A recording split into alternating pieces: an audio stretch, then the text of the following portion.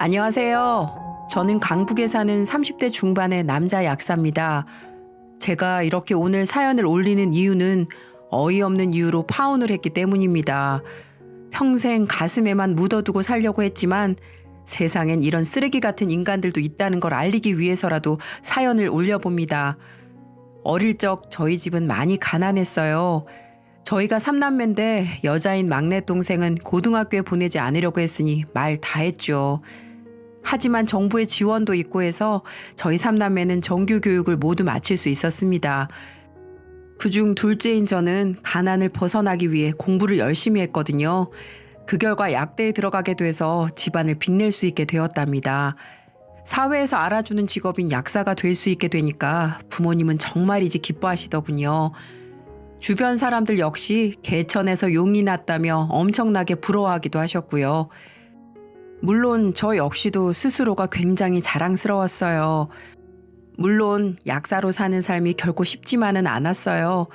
의료인들은 평생 공부를 해야 한다는 말이 있는 것처럼 약사도 퇴근 후나 주말에는 계속해서 공부를 하면서 의학 논문이나 신약 트렌드에 대해 숙지해야 했거든요.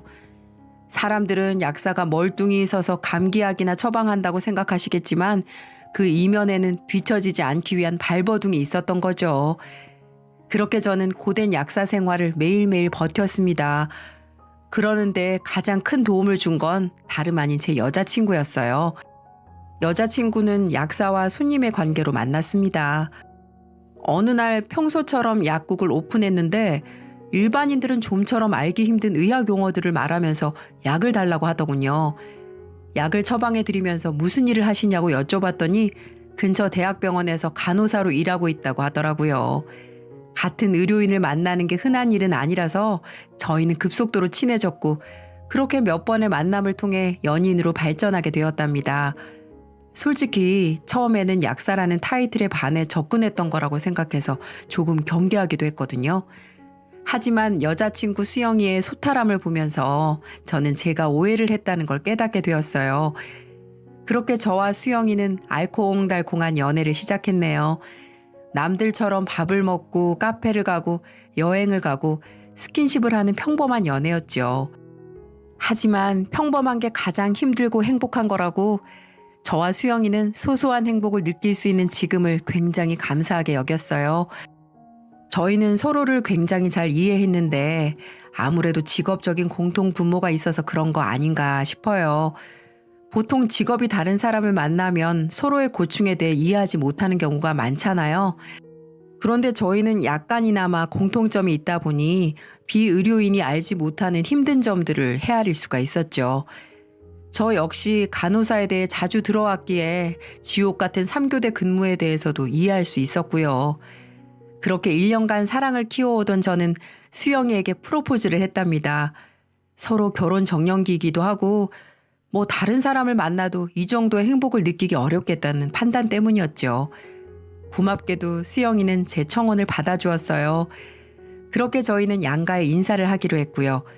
다만 저희 본가가 지방이라 일단 처가부터 가기로 했죠.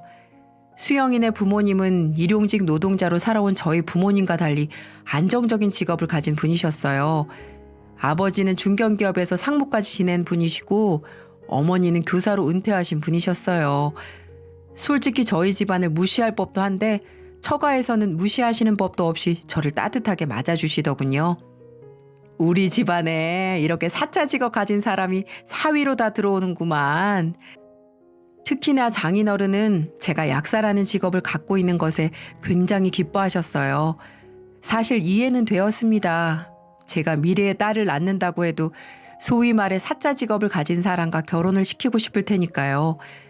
누군가는 장인어른이 속물이라고 생각하실지 모르겠지만 어차피 제 약사 면허가 사라지는 것도 아닌지라 저는 좋은 게 좋은 거라고 생각하기로 했답니다. 특히나 더 좋아하던 사람은 수영이의 오빠, 제게는 형님 되던 사람이셨죠. 이야, 우리 수영이가 약사 남편을 데려왔어? 잘 됐다, 잘 됐어. 앞으로 약값은 제대로 굳겠네? 제부 잘 왔어요. 앞으로 잘 지내봅시다. 형님은 장인어른보다 저를 더 예뻐해 주셨어요. 그렇게 종종 저는 예비 처가에 가서 얼굴 도장을 찍곤 했답니다. 갈 때마다 부담스러울 정도로 한 대를 받아 기가 쭉쭉 빨리긴 했지만 저를 좋아해 주신다는 사실에 기분은 좋았어요. 그렇게 한 달 후 저와 수영이는 목포에 있는 저희 부모님 댁에 찾아가기로 했어요. 서울에서 가기에는 꽤 먼 곳인지라 둘 다 주말 스케줄을 비운 채 마음을 먹고 가야 했죠. 그렇게 저와 수영이는 긴 시간을 들여 목포에 도착했습니다. 집에 도착하자마자 저희 부모님은 수영이에게 엄청난 환대를 하셨답니다. 아이고, 네가 우리 집안 며느리 될 사람이구나. 잘 왔다. 정말 잘 왔어. 먼 데까지 오느라고 정말 고생 많았지. 어머니는 수영이를 특히나 예뻐하시더라고요. 요즘 여자들은 시월드네 뭐네 하면서 시어머니와 시누이에 대한 공포가 심한데 저희 어머니는 며느리를 괴롭힐 생각 자체가 없는 분이셨거든요. 어머니는 제가 여자친구가 없던 때도 며느리가 들어오면 예뻐해 줄 거라며 만약 며느리가 눈물을 흘리면 남편이 네 잘못일 거라고 엄포를 놓으셨답니다. 농담 섞인 말씀이셨지만 그만큼 며느리 될 사람이 들어오면 잘해줄 거란 말씀이셨죠. 그렇게 수영이는 저희 가족들 사이에 둘러싸여 이런저런 질문을 받았어요. 하지만 제겐 마음이 쓰이는 점 하나가 있었어요. 그건 다름 아닌 저희 집 맏형 때문이었죠. 사실 저희 형은 자폐아입니다. 신체는 성인으로 성장했지만 지능은 어린아이 수준에 머물러 있으니까요. 물론 저는 물론이고 저희 가족들은 형을 미워하지 않아요. 안타깝긴 하지만 장애가 있든 없든 저희 가족인 건 마찬가지이기 때문이죠. 하지만 어릴 때부터 장애가 있는 형을 가진 저는 알고 있었습니다. 이 사회가 장애인들을 바라보는 시선이 얼마나 싸늘한지요. 그리고 저는 수영이마저 제 형을 그런 시선으로 볼까봐 두려웠답니다. 그렇게 가족들과의 만남을 마친 후 수영이와 서울로 올라갈 때 저는 조심스럽게 물었어요. 자폐아인 저희 형에 대해 어떻게 생각하느냐고요. 오빠, 혹시 내가 나쁘게 볼까봐 묻는 거야? 그런 거라면 걱정하지 않아도 돼. 그건 그냥 병일 뿐인 거잖아.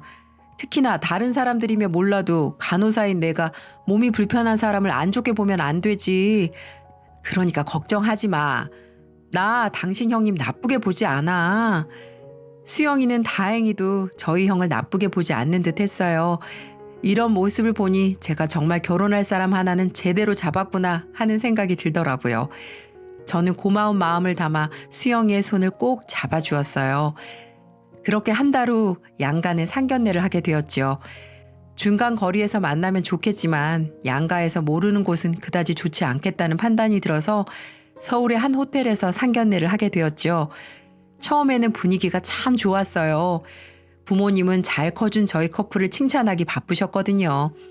특히나 장인 장모님께서 제 칭찬을 많이 하셨어요.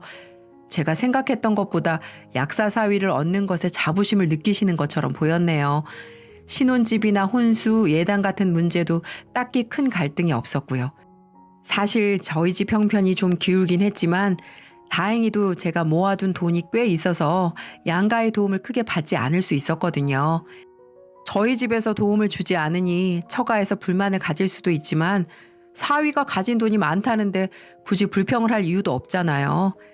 한참 얘기를 하다가 저희 아버지가 조금 미안한 표정을 지으며 어렵게 말을 꺼내시더군요. 저희 큰아이가 몸이 조금 불편하지만 결혼식에는 문제가 없도록 주의하겠습니다, 사돈. 아버지는 자폐를 가진 형이 혹시라도 결혼식에서 소리를 지르거나 난동을 부릴까봐 미리 양해를 구하셨답니다. 죄송할 일은 아니지만 혹시 모를 사태를 대비해 양해를 구하시려는 거였죠. 그런데 처가댁 식구들의 표정이 영 이상하더군요. 마치 못 들을 말을 들었다는 것처럼요. 가장 먼저 입을 연 건 장인어른이셨답니다. 예? 사돈, 그게 무슨 말씀이십니까? 몸이 불편하다니요? 장인어른은 숟가락마저 툭 내려놓은 채 저희 아버지께 물으셨어요.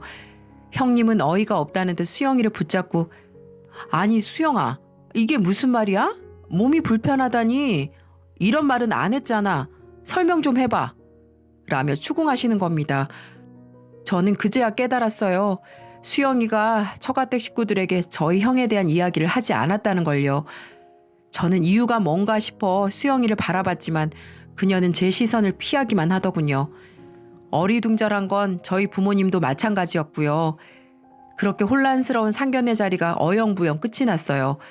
처음에는 좋게 시작했지만 끝은 너무나 찝찝하게 끝난 거죠. 그렇게 인사를 하는 둥 마는 둥 하고 헤어지는데 뒤쪽에서 형님의 목소리가 들리는 거예요. 야, 신수영, 너 왜 말 안 했어? 자폐하라니. 야, 그거 유전되는 거 아니야? 너 그러다가 장애인 나오면 어쩌려고 그래? 나름 목소리를 줄였다고 줄였겠지만 형님의 목소리는 저희 가족에게도 다 닿은 것 같았어요. 저 혼자만 들으면 상관없지만 부모님까지 들으신 것 같아 화가 나더군요. 저는 당장 가서 따지려고 했지만 부모님을 봐서 꾹꾹 참았네요. 저는 결혼이 중단될지도 모른다는 생각이 들었어요. 하지만 다행히도 결혼은 어떻게든 진행이 되더군요. 그렇게 저희 커플은 결혼에 필요한 절차들을 천천히 밟아 나갔답니다. 대부분이 신혼집에 들어갈 물건들을 구매하는 것이었죠. 그러던 어느 날이었어요. 그날 역시 가구들을 한참 돌아본 후 가까운 식당에 가서 삼겹살과 소주를 먹는데 수영이가 평소보다 더 많이 마시더군요. 무슨 일인가 싶었지만 피곤한가 보다 싶어 가만히 두었죠. 그렇게 얼굴이 벌개질 정도로 술을 마시던 수영이가 말하더군요. 오빠, 지금부터 내가 하는 말 오해하지 말아줬으면 좋겠어. 수영이는 뭔가 진지한 얘기를 하려고 하는 듯 하더군요. 갑자기 웬 진지한 얘긴가 싶었던 저는 아우 왜 그래 갑자기 무섭게 라며 너스레를 떨었답니다. 하지만 수영이의 굳은 표정은 풀리지 않더군요. 저는 수영이가 뭔가 한마디를 하긴 하겠구나 하는 생각을 하며 말이 떨어지기만을 기다렸어요. 그렇게 한참 동안 뜸을 들이던 수영이가 제게 말했답니다. 오빠, 혹시 아주버님이 많이 불편하시면 결혼식장에 오시지 않는 건 어떨까? 그 말을 들은 제 표정은 완전히 구겨졌답니다. 뭐? 수영이 너 지금 무슨 소리를 하는 거야? 솔직히 그렇잖아. 요즘 시대에 경조사에 꼭 참여하란 법도 없고 불편하신데 굳이 참여하지 않으셔도 되잖아. 안 그래? 야, 너 지금 우리 형이 창피해서 그러냐? 어?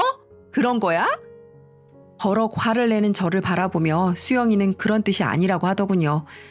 하지만 그런 뜻이 아닐 리가 있겠나 싶어서 저는 더욱 크게 화를 냈답니다. 아니기는 뭐가 아니야? 그런 게 아니고서야 왜 우리 형만 콕 집어서 결혼식장에 안 와도 된다고 하는 건데 우리 형이 창피해? 장애인이라서 남들 보여주기 부끄러워? 그런 거야? 저는 옆 테이블의 손님들이 듣든 말든 소리를 질렀습니다. 아무리 사랑하는 수영이라고 하더라도 저희 형을 깎아내리는 건 절대로 참지 못하기 때문이었죠. 게다가 수영이는 저희 형을 나쁘게 보지 않는다고 말했기에 더욱 실망스러웠습니다. 수영이는 잡아먹을 듯 화를 내는 저를 진정시키려고 노력했죠. 하지만 저희 형이 모욕당한 게 불쾌했던 저는 계속해서 쏘아붙였어요. 저번에는 뭐 나쁘게 보지 않는다더니 그건 다 거짓말이었냐? 사실은 우리 형이 창피했어? 그래서 상견례 전에도 장인 장모님께 말씀드리지 않은 거지? 그런 거 아니야 오빠. 왜 이렇게 화를 내? 사람들 다 쳐다보잖아. 제발 그만해. 됐으니까 묻는 말에 대답이나 해. 우리 형이 창피해서 말 안 한 거냐고. 아, 설마 장인 장모님이 시키신 거냐? 식구 중에 자폐아가 있는 게 창피하니까 결혼식에 데려오지 말라고. 그런 거야? 저는 사람들의 눈총 따위를 무시한 채 수영이를 다그쳤어요. 난리통이 한참이나 이어졌고 저희 커플은 삼겹살집 사장님의 항의로 쫓겨나고 말았답니다.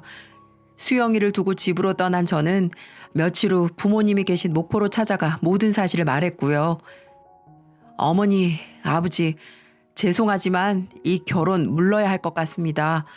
상견례 때 보셔서 아시겠지만 그쪽 집안에서 저희 형을 못마땅하게 생각하는 것 같아요. 제가 비록 수영이를 사랑하긴 하지만 저희 형이 무시받는 걸 참아가면서까지 결혼하고 싶진 않습니다. 그러니까 저 여기에서 끝낼게요. 저는 삼겹살집에서 있었던 일까지 덧붙여 말하며 부모님께 파혼하겠다고 말했답니다. 말하면서도 왠지 부모님이 놀라시진 않을까 걱정했고요. 하지만 이상하게도 부모님은 놀라지도 않으시더군요. 오히려 제가 이런 말을 해주길 기다렸다는 듯한 표정을 짓고 계시는 거예요. 그런 제게 아버지는 어렵게 말을 꺼내시더군요. 이 얘기를 할까 말까 고민했는데 어차피 이렇게 된 김에 얘기해야겠구나. 사실 얼마 전에 이 동네에서 바깥사돈과 내 형님 되는 사람을 봤다. 네? 장인어른이랑 형님을요? 그래, 처음에는 잘못 봤다고 생각했다. 서울에 사시는 분들이 이 목포까지 오실 일이 뭐가 있겠냐? 하지만 상견례 때 봤던 차종과 번호판을 보고 확신했다. 그 사람 그랜저의 차번호 5111 아니니? 차가 흰색이고 번호가 쉬워서 대충 봐도 알겠더구만. 아버지는 얼마 전에 있던 일을 상세하게 말씀해 주셨답니다. 이야기의 요지는 이랬어요. 서울에 계셔야 할 장인어른과 형님이 목포까지 나타나 몰래 저희 가족을 보고 갔다고 하더군요. 처음에는 무슨 일인가 파악하고자 잠자코 모른 척 했는데 나중에 가보니 저희 형을 관찰하러 온 것 같다고 하는 거예요. 저희 형이 동네를 지나갈 땐 창문을 내려서 면밀히 바라보기까지 했고요. 그래도 확신이 없어서 잠자코 있었는데 동네에서 친하게 지내던 과일가게 아주머니께서 서울에서 온 외지인이 저희 형의 장애에 대해 꼬치꼬치 조사하듯이 물어보고 갔다는 걸 전해 듣고는 확신했다고 하더라고요. 부모님은 너무나 속상했지만 저를 생각해서 가슴에 묻기로 했답니다. 그 와중에 제가 목포까지 찾아와 파혼을 하겠다고 하니 그때 일을 공개했다고 하시더라고요.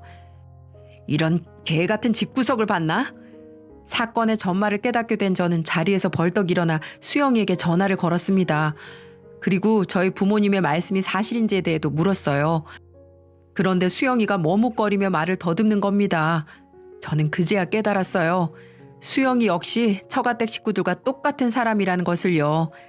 부모님 댁을 나선 저는 서울까지 곧장 달렸답니다. 예비 처가에 도착해 문을 부술듯이 두들긴 후 안으로 들이닥쳤어요. 다행히 처가 식구들 전부가 집에 있더군요. 처가 식구들은 한밤중에 들이닥친 제게 무슨 일이냐고 물으셨어요. 아무것도 모르는 얼굴을 보니 더 화가 치솟더군요. 이미 수영이한테 모든 말을 전해 들었을 텐데 말이죠. 무슨 일이냐고요? 그걸 몰라서 물으십니까? 저희 부모님이 계신 목포까지 오셔서 저희 형을 관찰하셨다고요? 과일가게 아주머니께는 저희 형의 장애가 얼마나 심한지까지 물으셨고요. 집이 떠나갈 듯 고함치는 저를 바라보며 처가 식구들은 얼굴이 창백해지더군요. 점잖던 예비사위가 갑자기 폭군이 되었으니 그럴 수밖에요. 하지만 저는 더 이상 예비사위가 아니었고 이들에게 예의를 갖출 필요도 없었습니다. 저희 형이 장애가 있는 게 그렇게 문제입니까? 예? 저희 아버지께서 상견례 때 그렇게 양해를 구했는데도 그게 그렇게 걱정이 되셔서 목포까지 와서 감시를 하셨어요. 제가 그렇게 미친 듯이 퍼붓자 형님 역시 받아치더군요. 그래, 봤어. 아니 사돈 될 사람 가족 중에 장애인이 있는데 알아보는 건 당연한 거 아니야? 그러다가 우리 수영이가 가질 애가 장애인으로 태어나면 어쩌려고 그래?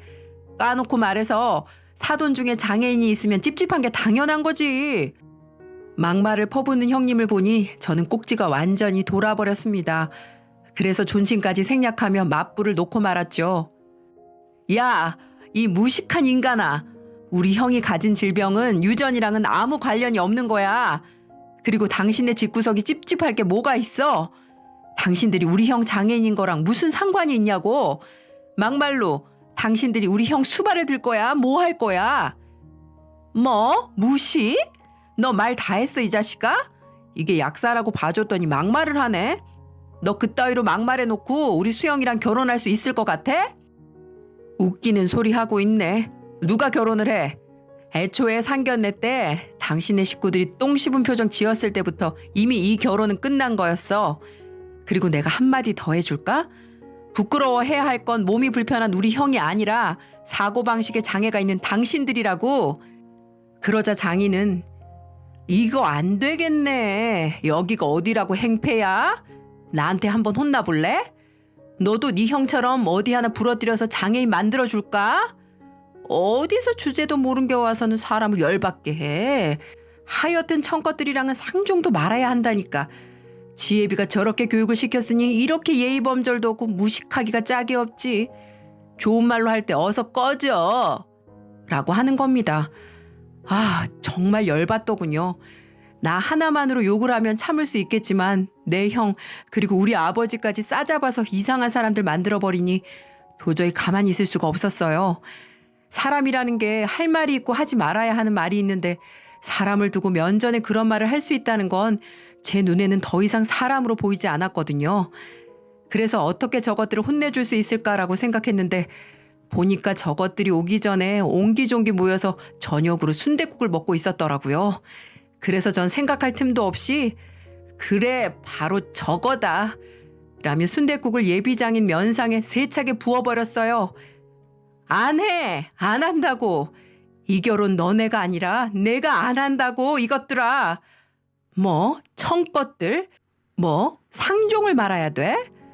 그래 잘 됐다. 청것들에게 한번 당해봐라. 청것들이 가슴에 한 품으면 어떻게 되는지. 야! 내 눈! 내 눈! 여보 빨리빨리 수건 빨리 갖고 오라고. 나 눈 못 뜰 것 같아. 너 감히 내 얼굴에 순댓국을 부어? 넌 내가 당장 고소할 거니 그렇게 알아? 여보 뭐해? 빨리 수건에 물 적셔서 갖고 오라니까. 네, 얼마든지 고소하세요. 우리 가족을 무시하는 사람들에게 벌을 준 걸로 내는 벌금은 얼마가 나와도 하나도 아깝지 않으니까. 알았어요? 저는 그렇게 말하며 처가를 빠져나왔답니다. 장인과 형님은 제가 제대로 한 방 먹여서 그런지 저를 뒤따라오지도 않더군요.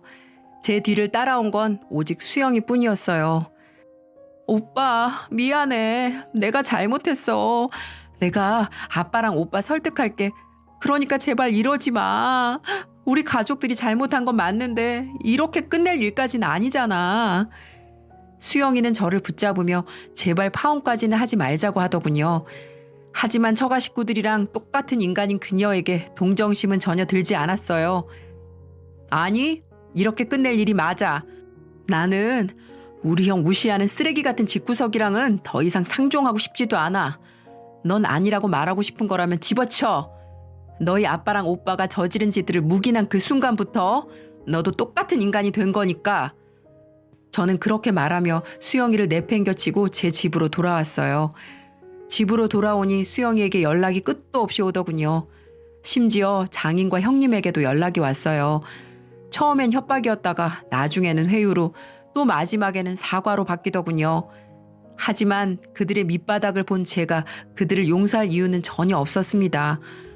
다음날 마음이 진정된 저는 부모님께 전화해서 모든 관계가 끝났다고 말했어요. 결혼식장만 들어가면 되는 상황에서 이렇게 파혼을 하니 정말 죄송스럽더군요. 하지만 아버지는 제게 이렇게 말씀하셨답니다. 괜찮다. 살다 보면 이런 일도 저런 일도 다 있는 법이니까 너무 마음에 담아두지 말거라. 그리고 이 애비는 네가 자랑스럽다. 만약 네가 그 사람들의 만행을 다 알고도 결혼하려고 했다면 이 아비는 더 슬펐을 것 같다. 후회하지 않을 결정해줘서 고맙다. 이런 마음을 안다면 내 형도 정말 기뻐할 게다. 아버지는 제가 오히려 좋은 선택을 한 거라며 위로를 해주셨답니다. 전화를 끊고 곰곰이 생각해 보니까 저 역시 아버지와 같은 생각이 들었어요. 수영이를 여전히 사랑하고 있었지만 모든 사실을 알면서도 결혼을 강행했다면 형에게는 씻을 수 없는 상처를 주는 것이니까요. 지금은 파혼하고도 6개월이 지난 시점이 되었는데요. 이렇게 긴 시간이 지났는데도 수영이와 예비 처가 식구들에게선 종종 연락이 온답니다. 한 번은 지긋지긋해서 모든 연락처를 차단했었는데 어느 날은 모르는 번호로 문자가 와서 보니까 내가 약사사위 얻는다고 동네방네 얼마나 자랑을 해놨는데 네가 이딴 식으로 파혼을 해? 내가 반드시 네 약국 망하게 할 거니까 잘 살 생각은 절대로 하지 마. 이런 내용이 도착해 있더군요. 네, 장인 어른이란 인간이 분에 못 이겨 남의 핸드폰을 빌려 문자를 보낸 모양이더군요. 참 그런 모습을 보니 결혼 안 하길 잘했다는 생각이 들었어요.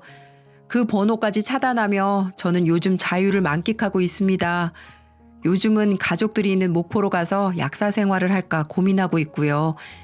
이번 사건으로 형이 더욱 애틋하게 느껴졌고 그런 형과 가까이에서 지내면서 많은 시간을 보내고 싶어졌거든요. 마음의 응어리로 남은 일들인데 이렇게 사연을 올리니까 조금은 후련해지네요. 아마 이 사연을 청취하시는 분들 중에 장애가 있는 가족을 둔 분 계실 텐데요. 장애는 절대 죄가 아니니까 고개를 숙이지 않으셨으면 좋겠습니다. 사연 함께 해주셔서 감사합니다.